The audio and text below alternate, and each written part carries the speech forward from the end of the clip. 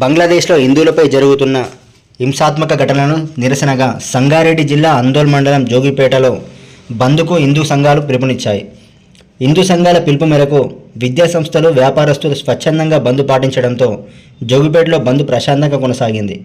హిందూ సంఘాల ఆధ్వర్యంలో clock tower నుండి పురవీధుల గుండా నాందేడ్ అకోలా ప్రధాన రహదారిపై భారీ ర్యాలీ నిర్వహించారు.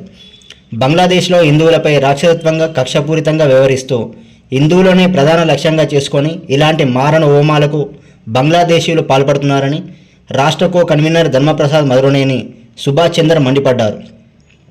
ముస్లింలు, జిహాద్ తీవ్రవాదులు రిజర్వేషన్ పేరుతో హిందువులపై దాడికి ఒడిగట్టి ఘోరంగా హత్యలు చేస్తున్నారని ఆగ్రహం వ్యక్తం చేశారు. ఒక బంగ్లాలోనే కాదని పాకిస్తాన్, ఆఫ్ఘనిస్తాన్లో కూడా హిందువులపై కక్ష సాధింపులు చర్యలు జరుగుతున్నాయని ఆరోపించారు. ఇలాంటి దారుణ ఘటనలు జరుగుతున్న రాజకీయ నాయకులు స్పందించకపోవడం సిగ్గుచేటన్నారు. ఓటర్ రాజకీయానికి పక్కన పెట్టి హిందూ సంస్కృతిని కాపాడే దిశగా రాజకీయాలకు అతీతంగా ప్రజాప్రతినిధులు వ్యవహరించాలని హితవు పలికారు. లేదంటే దేశ యువత మిమ్మల్ని చెప్పుతో తరిమి కొట్టే రోజులు వస్తాయని హెచ్చరించారు. ముస్లింలలో ఉన్న ఐక్యత హిందువులలో కూడా ఉండాలని కోరారు. హిందువులంతా ఏకమై ఉద్యమించాలని అన్నారు.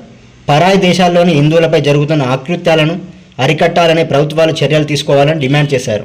లేని పక్షంలో హిందువులను కాపాడేందుకు ఎలాంటి ఆందోళన చేపట్టడానికైనా సిద్ధంగా ఉన్నామన్నారు. హిందువులకు రక్షణ లభించే వరకు నిరసనలు, ఆందోళన చేపడతామని పిలుపునిచ్చారు. ప్రపంచవ్యాప్తంగా ఉన్న హిందువులను కాపాడేందుకు బాధ్యత మనందరిపైన ఉందని సుభాష్ చంద్ర పేర్కొన్నారు. కార్యక్రమంలో సంగారెడ్డి జిల్లా కన్వీనర్ ధర్మప్రసాద్ చిరంజీవి, గోరక్ష ప్రభు గౌడ్, పట్టణ బీజేపీ నాయకులు ప్రభాకర్ గౌడ్, నవీన్ కుమార్, గాజుల అనిల్, పులుగు గోపాల్, ప్రభాత్, జగదీశ్వర్ తదితరులు పాల్గొన్నారు.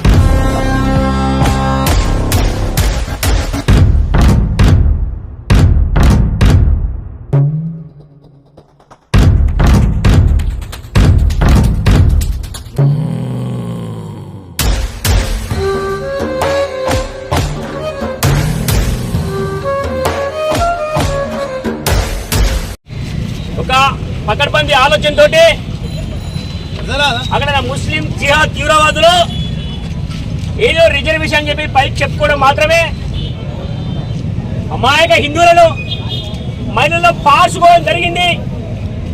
జననాంగ లోపల యాసిడ్ పోవడం జరిగింది. మహిళలను తేడలేదు, పురుషులను తేడలేదు, దాని రోడ్ లోపల ఉరి తీయడం జరిగింది. ఎంత దారుణంగా బతుకుతారో మనకు తెలియని పరిస్థితి.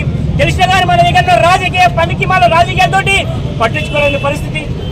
ఆఫ్ఘనిస్తాన్ ఉన్న పరిస్థితి ఏంటి వాళ్ళ, బంగ్లాదేశ్ ఉన్న పరిస్థితి ఏంటి వాళ్ళ, పాకిస్తాన్ లో పరిస్థితి ఏంటంటే హిందువుల సమస్య చిన్నాలు మొత్తం తొలగించడము, మందిరపై దాడి చేయడము, అమ్మాయిలపై దాడి చేయడము, ఆవులను కోసుకోవడము, హిందువుల దగ్గర నుంచి కాల్ చేయడం అనే ఒకే ఒక దురాలోచనతో ఈరోజు ఇస్లాం అనే వ్యవస్థ పనిచేస్తుంది.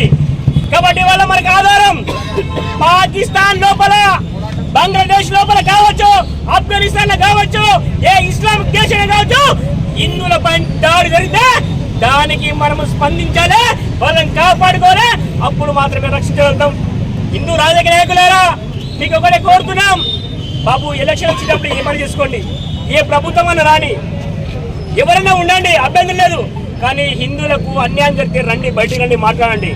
అరే బాబులారా, హిందువుల ఈ మనుషులు కావు, హిందువులు మనుషులు కారు, హిందువుల ఆత్మలు కావు. ఒక ముస్లిం అయితేనే మీకు పనికొస్తారా? హిందువులు ఎవరు పనికిరారా? సిగ్గు శరమున హిందూ రాజకీయ నాయకులారా, మీకు బుద్ధి ఉంటే, మీకు శరం ఉంటే, మీరు మనుషులైతే, మానవకుల వ్యక్తులైతే మీరు ఆలోచించాలి. వల్ల ప్రతి బంగ్లాదేశ్ లో హిందువులు జరుగుతున్న అన్యాయం పైన మీరు మాట్లాడాలి. అవసరం అంటే మనం హిందూ వ్యతిరేక సంఘటన జరిగినప్పుడు బయటకు వచ్చి పోరాడడం, ఈ దేశాన్ని ధర్మాన్ని కాపాడుకునే బాధ్యత మనని చెప్పేసి ప్రతి హిందువు ఆలోచించాలి, ప్రతి నాయకుడు ఆలోచించాలని మేము కోరుతున్నాం. సమాజం చైతన్యవంతుంది, యూత్ చైతన్యవంతులు. రాజకీయ నాయకులు మీ ఓట్ల గురించి మాత్రమే మీరు ఆలోచిస్తే చెప్పులు తీసుకొని కొడతారు ఇవాళ యువత. ఎందుకంటే ఈ యువత దేశం గురించి ఆలోచిస్తుంది, ధర్మం గురించి ఆలోచిస్తుంది, సమాజం గురించి ఆలోచిస్తుంది. రాజకీయ నాయకులు ఆలోచించండి, ఓటు బ్యాంకు రాజకీయాలు మర్చిపోండి. ఎక్కడ అన్యాయం జరుగుతుందో అన్యాయమని హిందువులను కాపాడే విధంగా ప్రతి నాయకుడు ఆలోచించాలని చెప్పేసి కోరుకుంటా. అందరికీ జై శ్రీరామ్.